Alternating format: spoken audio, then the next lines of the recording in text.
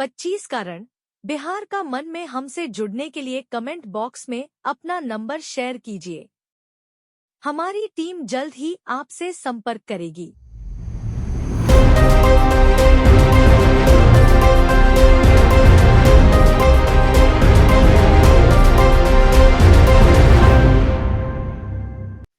नमस्कार मित्रों, मैं अतुल कुमार 25 करण और बिहार का मन में आपका हार्दिक स्वागत अभिनंदन करता हूँ।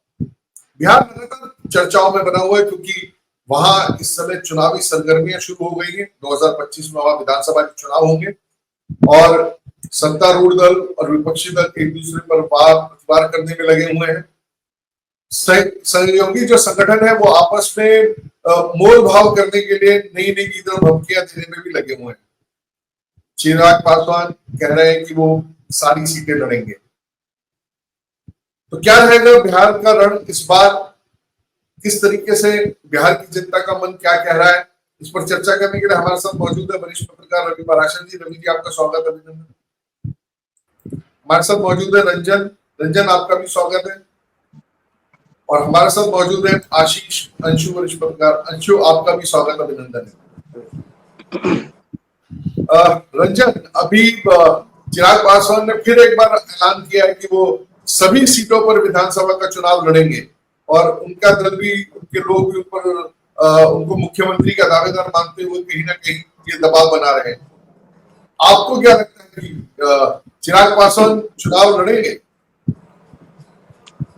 देखिए, एलजेपी पिछले बार अपने दम पे चुनाव लड़ी थी बिहार में और उन्होंने जेडीयू को बहुत नुकसान किया था। सीट तो एक ही जीत पाई थी बेगूसराय के मटिहानी में, लेकिन उनके कैंडिडेट जो हैं सो जेडीयू को हराने में कम से कम 50 सीटों पे उनका योगदान रहा था। सो चिराग पासवान इस बार एनडीए के साथ में है और एनडीए का कुनबा इस बार थोड़ा बड़ा हो रहा है। सो एलजेपी आ गई है वापस, जीतन राम मांझी की पार्टी तो है ही, जेडीयू है ही, मुकेश सहनी भी जो है वो किधर जाएंगे पता नहीं, तो वो भी घूम रहे हैं। सो तो मुकेश सहनी को जो सीटें मिली थी वो तो बीजेपी, अगर गठबंधन नहीं होता है तो एलजेपी को दे देगी। सो एलजेपी के भीतर के जो सूत्र हैं जिनसे हमारी बातचीत हुई, तो वो 40 सीट कम से कम वो चाहते हैं कि 40 सीट हमें मिल जाए। सो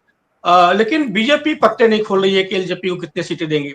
दूसरी तरफ यह भी है कि जिस तरह लोकसभा चुनाव में खगड़िया और समस्तीपुर की 2 सीटें एलजेपी ने एक अशोक चौधरी की बेटी को और एक बिजनेसमैन को खगड़िया में दिया था, तो उससे बीजेपी बहुत खुश नहीं है और बीजेपी को लगता है कि एलजेपी जो लड़े वो कैंडिडेट को लेकर भी एनडीए के भीतर में बातचीत करे। तो एलजेपी एक दबाव बना रही है। इससे पहले भी चिराग पासवान बोल चुके हैं कि मैं विधानसभा का चुनाव पार्टी बोलेगी तो लड़ूंगा। सो और इस बार फिर वो बोल रहे हैं, वो इस बार बोल रहे कि मैं कोई जनरल सीट से लड़ूंगा।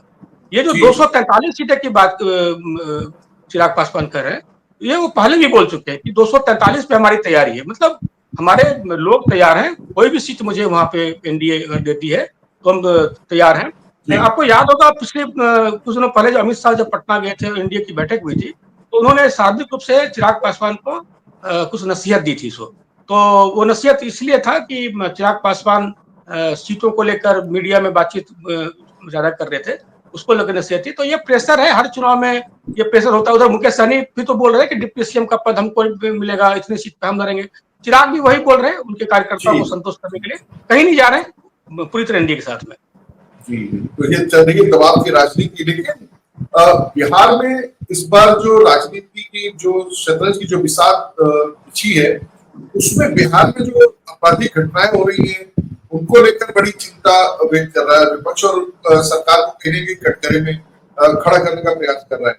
अभी हाल ही में पटना में एक प्रसिद्ध उद्योगपति की हत्या हुई फिल्मकार की, और वहाँ पप्पू यादव तुरंत पहुंचे, पुलिस उसके बाद पहुंची, ऐसे आरोप लगाए जा रहे हैं। तो कहीं ना कहीं ये चल रहा है कि जो बिहार की राजनीति में अपराध के ऊपर इस बार चर्चा होगी, क्या ये वोटों को प्रभावित करेगा? और दूसरी ओर सोशल मीडिया पे लालू के जंगल राज को देखते हुए के बारे में कई वीडियो दिखाई दे रहे हैं। रवि जी, आपका क्या कहना है? क्या ये बढ़ते हुए अपराध भी चुनावी मुद्दा है?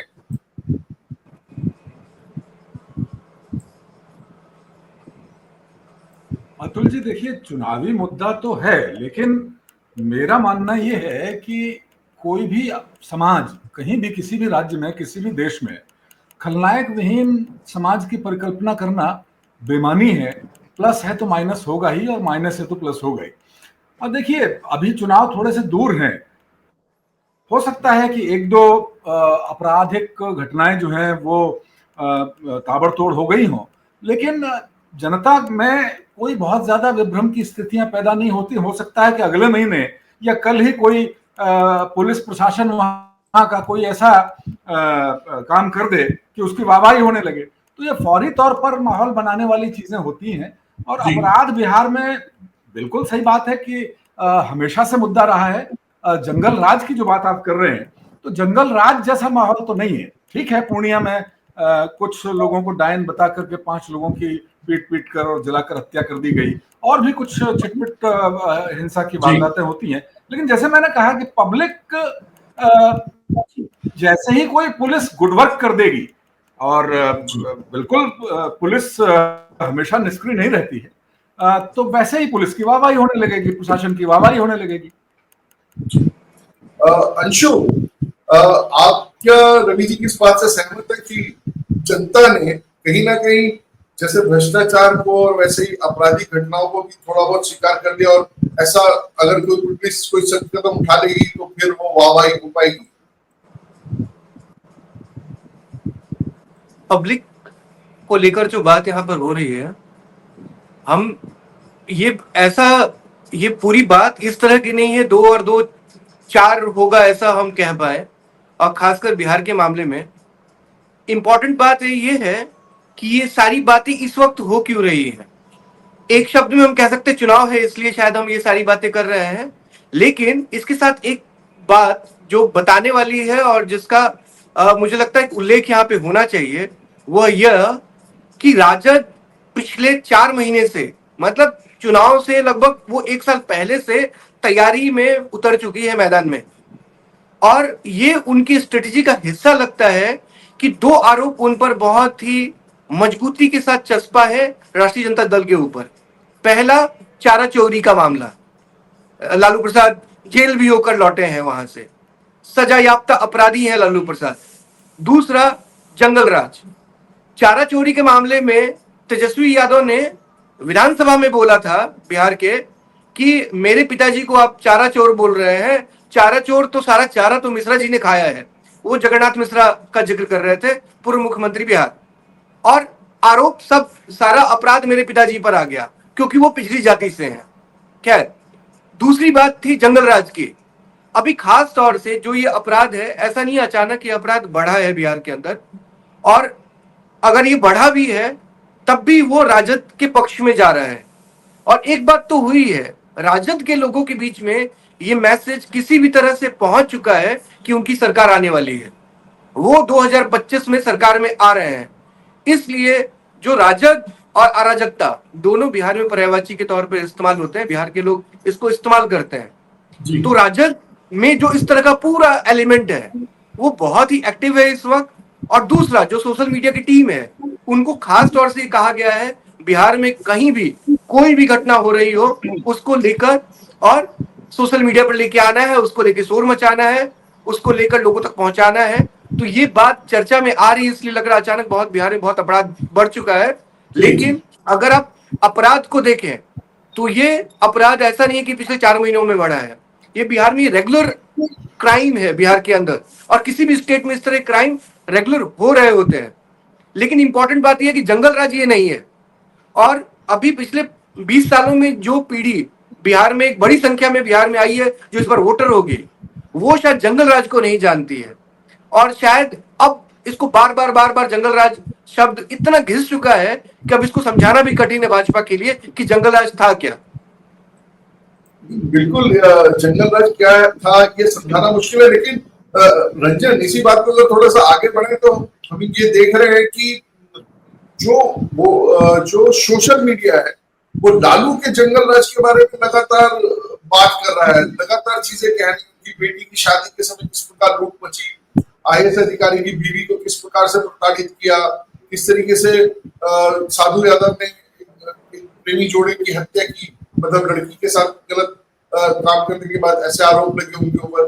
आप अभी क्योंकि बिहार में घूमकर आपने जब जनता से बात करी, तो क्या ये विषय आम जनता के मन में है? अगर वो वोट डालने जाएगा कि जंगल राज की वापसी हो सकती है, अगर जैसे कि अंशु ने भी कहा अभी, और ये बड़ी मार्के की बात है कि राजद और अराजकता पर्याय है। रंजन, देखिए, इसमें कोई दो राय नहीं है कि पिछले कुछ दिनों में कुछ घटनाएं बिहार में बढ़ी है, लेकिन दोनों में अंतर यह है कि अभी अगर कोई घटना हो रही है, कहीं अपराधी घटना हो रही है, तो सरकार उस पर कार्रवाई कर रही है, पुलिस कार्रवाई कर रही है, उसको तो ना बचा रही है ना छुपा रही है उसको। लालू के राज में क्या था कि ये सत्ता के द्वारा सब कुछ हो रहा था, अपराध हो रहा था, सत्ता में बैठे लोग कर रहे थे, खुलेआम कर रहे थे। और आपको सबको पता है कि जब लालू यादव की बेटी की शादी थी तो किस तरह से पटना के शोरूम को लूटा गया था, गाड़ियां निकाली गई थी, सोफा सेट निकाले गए थे, सबके सामने में था, सबको पता था कौन कर रहा है, किन के रिश्तेदार है, किन के लोग हैं। आज की डेट में अगर कोई बीजेपी से जुड़ा हुआ या जेडीयू से जुड़ा हुआ नेता अभी अगर कुछ करता है तो पुलिस कार्रवाई करती है, पब्लिक डोमेन में आता है। कार्रवाई अगर कहीं हल्की भी होती है तो बचाने की कोशिश नहीं होती है। तो जनता में ये मैसेज है कि अगर अपराध हो रहा है तो अपराधी पकड़े जाएंगे, पुलिस कार्रवाई करेगी, सरकार सख्त रहेगी। लेकिन लालू के राज में क्या था कि सबको मालूम था कि सत्ता ही करवा रही है।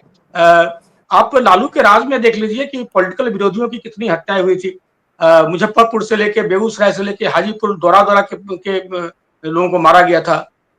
हेमंत साहिब की हत्या हो, अशोक सम्राट की हत्या हो, ये तमाम हत्याएं थी जो लालू के लोगों ने करा था। अपहरण उद्योग था। आप अभी एक गोपाल खेमका, बड़े उद्योगपति बीजेपी से जुड़े हुए रहे हैं, उनकी हत्या है, उसको लेके आप जो आप न्यूज देख रहे हैं, सरकार भी उसको लेकर बयान करी। अभी सुबह में आज एक मुठभेड़ भी हुआ है, जिन्होंने हथियार मुहैया कराया था। लेकिन आप याद कीजिए कि जिस समय लालू के टाइम में ये हत्याएं होती थी, दिन दहाड़े डॉक्टर्स के अपहरण होते थे, उद्योगपति का अपहरण होते थे, पॉलिटिशियन के बच्चों के होते थे। सुरदेव सिंह इतने बड़े नेता थे, उनका जो दामाद था, देव कुमार हैं, जो जिनका व्यवसाय है ट्रांसपोर्ट का, उनका अपहरण हुआ था, उनके बेटे का। उसमें बिहार झारखंड एक था, तो झारखंड से उनका अपहरण हुआ था। और उस समय क्योंकि वो एक विशेष जाति के थे, राजपूत समुदाय के थे, तो वो गए थे उस समय चंद्रशेखर जी के पास में। और चंद्रशेखर जी ने आरजेडी के बड़े नेता को फोन किया कि देव कुमार के बेटे का अपहरण हो गया है, इनको छोड़ा जाए। तो पता था किसने उनका अपहरण किया है। तो वहां से आरजेडी के नेता ने कहा कि देखिए, फिरौती तो बहुत लंबी चौड़ी मांगी गई थी, लेकिन खर्चा बहुत हो गया है, तो थोड़े कुछ लाख रुपए आप दे दीजिए, उनको छोड़ दिया जाएगा। मतलब सबको पता था कि अपहरण किसने किया है, वो कहां पर है। अब बाद में जो पासवान चौक है हाजीपुर में, वहां पे उनको नशे की हालत में छोड़कर चले गए थे पैसे लेके। तो ये खुलेआम था, सबको पता था कि अपहरण कौन है। आज के डेट में यह स्थिति नहीं है। हाँ ठीक है, अपराध हुए हैं, और अंशु जी ने सही बोला कि अभी वहां पे जो यूट्यूबर और मीडिया के लोग हैं, उसमें बहुत इन्वेस्टमेंट किया गया है। मैं बिहार में था, आप भी चलना बिहार में देखोगे कि पार्टियों के अलावा अलग अलग संगठन जो हैं, जो एनजीओ वगैरह हैं, वो जिले जिले में घूम रहे हैं। आपको केरला के लोग मिल जाएंगे, आपको राजस्थान के लोग मिल जाएंगे। तो सरकार के खिलाफ में, जो अभी सरकार है उनके खिलाफ में गुलबंदी के लिए संविधान सभा के नाम पे दलितों को ये बताने के लिए कि ये सरकार आपके खिलाफ है, ये बहुत कुछ हो रहा है वहां पर बिहार में। तो ये लोग हैं। अभी आप देखेंगे कि जितने भी अब यूट्यूबर को जानते हैं, जो पहले बड़े पत्रकार रहे हैं, अभी यूट्यूब चलाते हैं, इन सबको अब बीच में देखेंगे दिल्ली में किसी न किसी नेता के घर पे होंगे, अपने फेसबुक पे डालते हैं कि मैं फला नेता के साथ, फला नेता के साथ। इनको बुलाया जाता है, इनको एयर टिकट दिया जाता है, होटल में ठहराया जाता है, और ये लोग भी अभी क्रॉस कर रहे हैं दोनों तरफ, एनडीए की तरफ भी जा रहे हैं, उधर दोनों का माल खा रहे हैं। और इसमें प्रशांत किशोर को, जिस तरह मैंने देखा है कि सबसे ज्यादा पॉडकास्ट, चाहे वहां हो चाहे एएनआई पे हो, बड़े चैनल्स पे हो, तो प्रशांत किशोर अभी छाए हुए हैं। प्रशांत किशोर जमकर पैसा खर्च कर रहे हैं। और वहां पर प्रशांत किशोर ने एक काम और किया है, वो अरविंद केजरीवाल का जो अभी का टर्म था जब केजरीवाल हारे हैं, उसको थोड़ा नकल किया है, या हो सकता है प्रशांत किशोर ने सिखाया हो केजरीवाल जी को। प्रशांत किशोर के पास में पेड कार्यकर्ताओं की भरमार है। वो इतना पैसा बांट रहे हैं कार्यकर्ताओं में कि उनके साथ जो भी व्यक्ति आपको दिख रहा होगा, आप पूछिएगा, सबको कुछ ना कुछ मिलता है, या तो पैसा मिलता है या कोई काम मिलता है। पेड कार्यकर्ता सब है। आम आदमी पार्टी ने भी पिछले चुनाव में यही काम किया था, पेड कार्यकर्ता रख लिए थे, जिसका कि बहुत उनको नुकसान हुआ था कि जो समर्पित कार्यकर्ता थे वो दूर हो गए थे। प्रशांत किशोर के लिए कोई समर्पित कार्यकर्ता मुझे पता नहीं है, तो नए हैं है कि नहीं है, लेकिन कार्यकर्ता सब पेड है उसको। चलिए रवि जी, कुछ आप कहना चाह रहे थे? रवि जी, आप कुछ कह रहे थे? मैं एक बात कहना चाह रहा था कि अब ये बड़ा अजीब सी स्थिति है कि सोशल मीडिया यानी डिजिटल मीडिया के इस दौर में फेक न्यूज और पेड न्यूज के बाद एक नया शब्द पेड कार्यकर्ता इस दौर में काफी उछल रहा है। जैसा कि रंजन ने कहा कि प्रशांत किशोर मीडिया में तरह तरह से छाए हुए हैं, लेकिन एक कल ही एक इनक्लिन साइट का ओपिनियन पोल आया है। उसमें मजे की बात यह है कि मुख्यमंत्री पद के दावेदार के लिए जब संस्था ने पोल किया तो उसमें तेजस्वी यादव सबसे टॉप पर आए और प्रशांत किशोर चिराग पासवान से भी पीछे आए। तो ये एक जमीनी हकीकत है। हालांकि इस इनक्लिन साइट के ओपिनियन पोल में एनडीए के सरकार फिर से वापसी की आसार हैं और अनुमान यह है कि 13.1% वोट कम मिलेंगे महागठबंधन को। और इसमें एक चीज ये भी है कि आधी से ज्यादा महिलाएं यानी 54.7 करीब 55% महिलाएं एनडीए सरकार के पक्ष में है और पुरुष 43.6% एनडीए सरकार के पक्ष में इनको वोट मिला है। लेकिन ये प्रशांत किशोर का चिराग पासवान से भी पिछड़ जाना ये कुछ अलग ही संकेत दे रहा है। जी रंजन, आप कोई टिप्पणी करना चाह रहे हैं? नहीं, मैं एक लाइन, चूंकि सर ने सर्वे की बात की, तो हमारी जो कंपनी टीसीएम ने जो बिहार में सर्वे किया है उसको हम लोग एनालिसिस कर रहे हैं और 18 जुलाई को हम लोग पटना में प्रेस कॉन्फ्रेंस करके उस डाटा को रखेंगे। तो उसमें मैं, चूंकि एम्बार्गो है, लेकिन मैं 2-3 पॉइंट बता रहा हूँ जो रवि सर ने बोला। महिलाओं में अभी भी वहां पर नरेंद्र मोदी और नीतीश कुमार ज्यादा पॉपुलर है। उसके पीछे एक बड़ा कारण जो हम लोग को समझ में आया कि आरजेडी के जो लोग हैं जो गांव में मतलब ज्यादा महिलाओं में देखिए, तो उनकी जो थोड़ी सी छवि है थोड़े से दबंग की, गुंडे की, तो उसको देखते हुए महिलाएं जो है सो अभी भी मोदी और नीतीश की तरफ है। पॉपुलरिटी में जो हमारा भी सर्वे है उसमें अलग अलग है, लेकिन उसमें चिराग की पॉपुलरिटी दलितों में तो पासवान में तो बहुत ज्यादा है। जो जनरल वर्ग है वहां पर भी चिराग पासवान का की पॉपुलरिटी है। और उसमें यह भी एक एनालिसिस आ रहा है कि अगर चिराग पासवान, क्योंकि बीजेपी के पास में कोई नेता है नहीं और चिराग पासवान में कोई पासवान जाति, दुसाध जाति, दलित वाली छवि से वो थोड़ा अलग है, बिहारी फर्स्ट का नारा देते हैं, तो अगर बीजेपी के नेताओं की तुलना की जाए चिराग से, तो बीजेपी किसी भी नेता से चिराग पासवान ज्यादा पॉपुलर है। और एनडीए या बीजेपी अगर चिराग पासवान को आगे करती है, जो संभव नहीं है, लेकिन अगर आगे करती है तो बीजेपी को, एनडीए को उसका फायदा है। ये सर्वे में साफ साफ दिख रहा है। मैं इतनी छोटी सी बात बोला, बाकी 18 तारीख को मैं रिलीज करूंगा। अंशु, आप पूरा सहमत हैं इस बात से? अतुल, एक चीज और है कि आमतौर पर जो परसेप्शन अभी आज के हालात में है, तो 20 से 25-26 साल का जो युवा है वो माना जा रहा है कि तेजस्वी यादव के पक्ष में है। लेकिन ये जो सर्वे है इसमें एक और विरोधाभास सामने आ रहा है। इसमें यह है कि 60 प्लस वाले जो लोग हैं वो 53% एनडीए के पक्ष में। मुझे लगता है कि पेंशन, समाज कल्याण पेंशन योजना का जो 3 गुना रकम किया गया है, इससे हालात थोड़े से नीतीश सरकार यानी एनडीए सरकार के पक्ष में ज्यादा नजर आ रहे हैं। तो युवा परसेप्शन के हिसाब से भले ही 20 से 25-26 साल वाले युवा, 32 साल 30 साल के युवा ये माना जा रहा होगा तेजस्वी यादव के आकर्षण में है, लेकिन समाज कल्याण योजनाएं और 2 करोड़ जीविका दीदी, ये जो समीकरण है ये एनडीए सरकार के पक्ष में ज्यादा दिखाई देता है। अंशु, आपकी एक टिप्पणी चाहिए इस पर। जो तो भाई बात सर्वेक्षण की हो रही, तो वहीं से एक छोटी सी बात सबसे पहले कहना चाहता हूँ। 2 हिस्सों में बांटना पड़ेगा सर्वेक्षण जो हुए हैं बिहार के अंदर। एक सर्वेक्षण में देख रहा था अभी, जून के महीने में जो सर्वेक्षण हुए हैं उससे पहले तेजस्वी यादव अभी भी बहुत आगे दिख रहे हैं सभी सर्वेक्षणों में। लेकिन सर ने जो बताया कि 25-26 साल के युवा तेजस्वी के साथ हैं। लेकिन हमें नहीं भूलना चाहिए एक और युवा बिहार में बहुजन समाज से का नेतृत्व करता हुआ बिहार में खड़ा है। और एक जो गलती या जानबूझकर जो किया गया राष्ट्रीय जनता दल की तरफ से कि बाबा साहब की तस्वीर को पैरों पे रखा था लालू प्रसाद यादव के, और राजद के लोगों ने कहा कि बाबा साहब से बड़े लालू प्रसाद हैं। बिहार के लोग क्या जाने बाबा साहब कौन है, हमारे बाबा साहब तो लालू प्रसाद है, और लालू प्रसाद का कद बाबा साहब से ही बड़ा है। ये राजद के लोगों ने उस दौरान बोलना शुरू किया, सोशल मीडिया पे कई जगह ये सारी बातें आई। इसका असर पहुंचा दलित समाज के बीच में, और जून के महीने में जो सर्वेक्षण आया उसमें अचानक चिराग पासवान का ग्राफ बढ़ता हुआ दिखाई दिया कई सर्वेक्षणों में। तो ये जो अभी क्या है, अभी 4 महीना है हमारे पास, ये तो सिर्फ 1 महीने का परिवर्तन है। तो अभी बहुत सारा पानी बहना है गंगा से, तो हमें थोड़ा सा इंतजार करना चाहिए। मैं जो एक बात बताना चाह रहा था कि छोटे छोटे अपराधों को एम्पलीफाई कर रही है राष्ट्रीय जनता दल, वो तो हमने पहले बात की। लेकिन अभी बिहार के चंपारण में अजय यादव की हत्या हुई, ताजिया में वो आए और उनकी बाइक कहते हैं कि ताजिया से टच हो गया, उसके बाद उनको तलवार से मारकर उनकी हत्या की गई। इस बात को लेकर राजद बिल्कुल चुप है। हाँ, ये कितनी शर्मिंदगी की बात है। आप ना छोटे छोटे अपराधों को उठा रहे हैं, लेकिन चूंकि ये मुस्लिमों का मामला है तो मुस्लिम वर्सेस यादव ना हो जाए, इसलिए इस अपराध पे चुप्पी। तो ये तो एक सेलेक्टिव तरीका हुआ ना कि ये अपराध हमारा अपराध, ये अपराध तुम्हारा अपराध।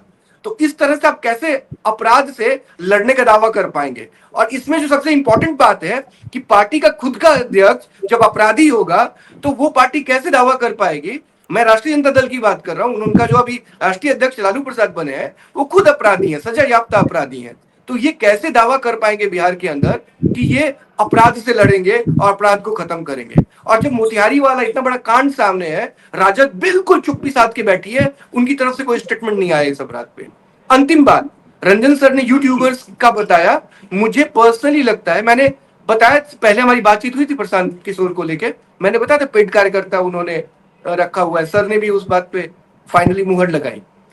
एक बात जो सबसे महत्वपूर्ण है इस बार, मुझे पर्सनली लग रहा है, मैं गलत भी हो सकता हूं, यूट्यूबर एक रोल प्ले करेंगे इस बार बिहार चुनाव में। और अभी हाल में प्रशांत किशोर ने बिहार के 350 यूट्यूबर्स को पटना में इकट्ठा किया था, वो हर जिले के यूट्यूबर थे, और एक बड़ी मीटिंग वहां, अगर मैं गलत नहीं तो पलास नाम से कोई होटल है वहां पटना में, उसी होटल में ये कार्यक्रम रखा गया था। 350 यूट्यूबर पूरे बिहार से इकट्ठे किए गए थे चुनाव को लेकर। कुल मिलाकर लग रहा है कि ये सारा जो पूरा खेल रचा जा रहा है वोटों को पाने के लिए और अपने मतदाताओं को एक बार सुदृढ़ करने के लिए। और इसमें अंशु ने जो एक बहुत बड़ा पॉइंट उठाया कि आप अपराध की बात कर रहे हैं लेकिन आप बहुत सेलेक्टिव है, और एक यादव की हत्या हो जाती है लेकिन क्योंकि हत्या करने वाला मुसलमान कम्युनिटी के लोग हैं इसलिए वहां पर उसकी चर्चा नहीं होती। तो ये देखना आगे चलकर भी दिलचस्प होगा। और क्योंकि समय है और यूट्यूबर्स को जिस तरीके से इन्फ्लुएंस कर रहे हैं, तो पेड मीडिया, पेड वर्कर और अब पेड इन्फ्लुएंसर्स भी दिखाई देंगे इन चुनावों में। और देखना है कि बिहार की जनता इनसे कितनी प्रभावित होती है। आज की चर्चा में आप तीनों हमारे साथ जुड़े, आप सबका धन्यवाद है।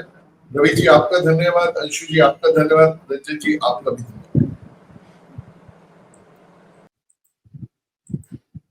तो 25 का रण बिहार का मन में आप सभी लोगों को जुड़ने के लिए जो आप हमारे साथ जुड़ रहे हैं, हम बार बार निरंतर कह रहे हैं कि आप भी अपनी राय हमारे साथ शेयर कीजिए, आप हमारे साथ जुड़िए, अपनी बात कहिए, हम उसको स्थान देंगे। 25 का बिहार का मन में आज के लिए बस। नमस्कार।